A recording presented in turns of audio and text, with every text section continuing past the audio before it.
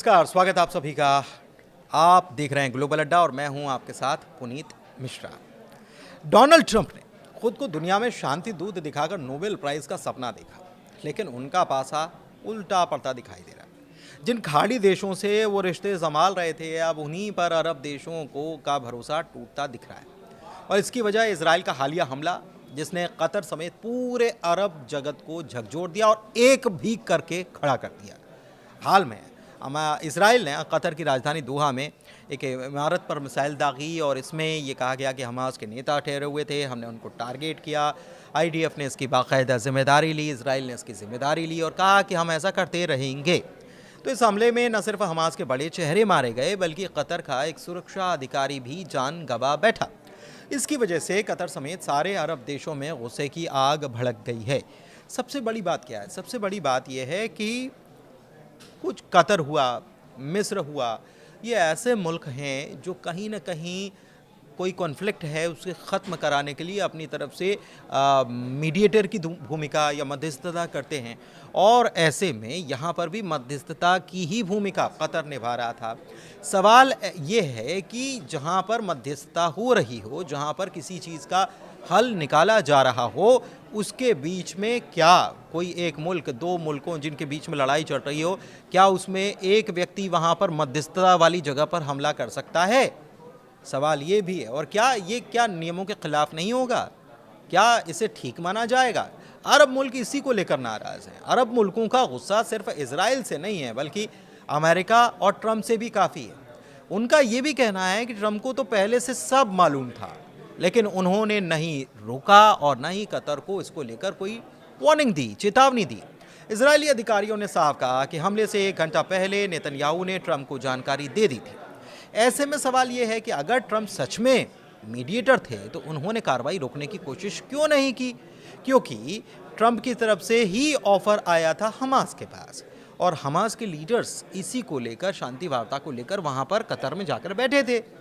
और वहाँ पर हमला हो जाना, ट्रंप को पहले से 1 घंटे पहले मालूम हो जाना और ट्रंप का इसको न रोकना, ये क्या बताता है?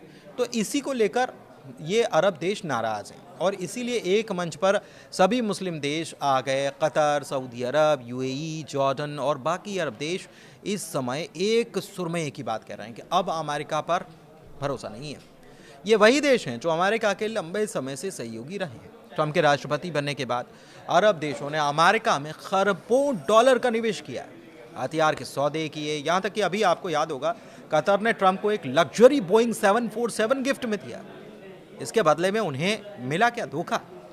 अब चर्चा ये है कि अरब देश मिलकर अपना एक नेटो जैसा संगठन बनाने की तैयारी में है, यानी कि एक साझा सैन्य गठबंधन, अरब नेटो। अमेरिका का संगठन नेटो है जिसमें उसके साथी देश हैं और 32 देश सब मिलाकर, ज़्यादातर यूरोपीय देश हैं। ख़ास बात यह है कि अगर किसी एक देश पर इसमें हमला होता है तो युद्ध लड़ने के लिए फिर सारे देश एक साथ आकर खड़े हो जाते हैं। अब इजराइल के कतर पर हमले के बाद अरब देश भी यही कह रहे हैं कि वो भी क्यों ना एक ऐसा संगठन बना ले। मिस्र ने 10 साल पहले, साल 2015 में ये सुझाव दिया था, लेकिन शिया सुन्नी मतभेद की वजह से ऐसा हो नहीं पाया। यमन की सरकार के खिलाफ हूती विद्रोहियों ने हमला कर दिया। ईरान हूतियों के साथ था। ये अरब देशों के नेटो टाइप का संगठन बनाने की बात सुन्नी देशों की थी और उसके लिए ईरान खतरा था, जहां पर शिया ज़्यादा है। लेकिन दिलचस्प बात यह है कि ईरान मुस्लिम एकता की बात करता नजर आता रहा है। ईरान के अलावा उनको आईएसआईएस का भी खतरा था। अल कायदा के बाद कट्टरपंथी आतंकी आईएसआईएस में शामिल हो गए, तो उनसे भी इस सभी देशों को निपटना था। और उस वक्त अमेरिका के प्रभाव में अमीर अरब देशों ने मिस्र की बात पर वैसा ध्यान भी नहीं दिया। लेकिन अब जो कतर में हुआ है उससे सब हिल गए, सबको एक कर दिया है।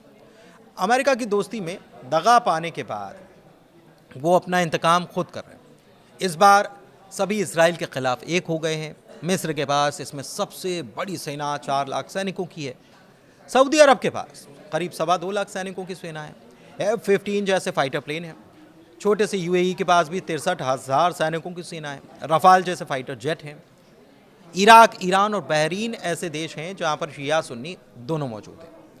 अच्छा, बड़ी बात यह है कि अगर ऐसा होता है तो बिल्कुल सब कुछ बदलने वाला है, राजनीतिक संतुलन बदल जाएगा। ये सब एकजुट हो गए तो पश्चिमी एशिया का पावर गेम भी बदल जाएगा। और ये बिल्कुल नई बात तो है नहीं, 2015 में यमन संकट के दौरान भी ऐसा संगठन बनाने की बात उठी थी, लेकिन आपसी मतभेद के चलते ये सब कुछ ठंडे बस्ते में चला गया था।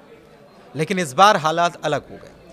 अमेरिका पर सबसे बड़ी बात की भरोसा टूट चुका है और अरब मुल्कों को ये लगने लगा है कि अब सुरक्षा की गारंटी उन्हें खुद ही लेनी होगी। अगर अरब नेटो बनेगा तो इसकी असर सिर्फ पश्चिम एशिया तक सीमित नहीं रहने वाला। ये गठबंधन रूस और चीन की ओर भी झुक सकता है और इससे अमेरिका की मुश्किलें बढ़नी फिर तय हो जाएंगी।